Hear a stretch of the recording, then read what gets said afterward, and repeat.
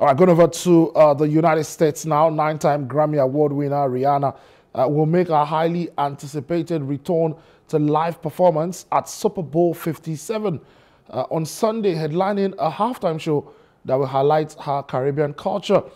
The Barbados-born singer has not released a solo album since January 2016, and fans are already clamoring for the 34-year-old chart topper to mesmerize them when she takes the stage for an audience of millions at the State Farm Stadium, where the Philadelphia Eagles will take on the Kansas City Chiefs. You can see both teams right there on your screen, preparing for the biggest showpiece in American sports, basically.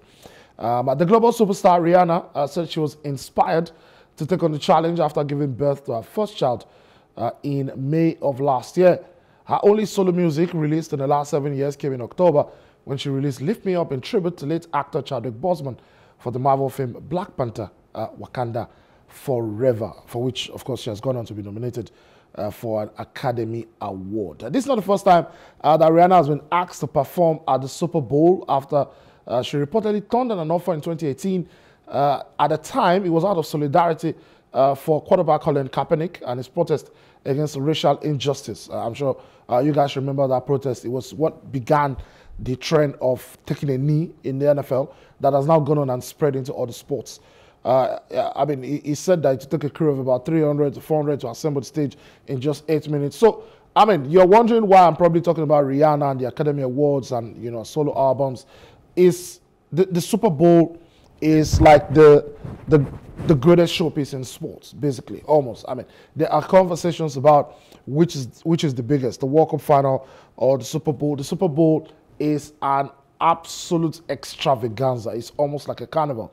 And you see those 8 minutes in halftime, right? That 13 minutes halftime, you know, is 15 minutes, but they have like 30 minutes to run the concert. But in those 30 minutes, they're going to have to set up the stage for the concert. The artists will have to perform, and then they're going to have to crash the stage, and the football continues, you know, and it's usually really, really crazy. It's almost like the perfect fusion of entertainment and sports, the Super Bowl, especially at halftime. I mean, for those of you who, I know that, you know, in this part of Africa, there isn't so much followership for the NFL.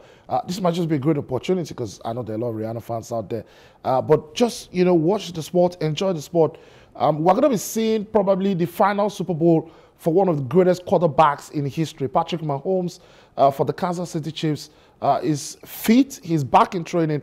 He was just on your screen a few moments ago, and is going to be, you know, filing out for them on Sunday evening at the State Farm Stadium against the Philadelphia Eagles. So we expect to see some quality football over there in what is basically the final of the football season in the United States.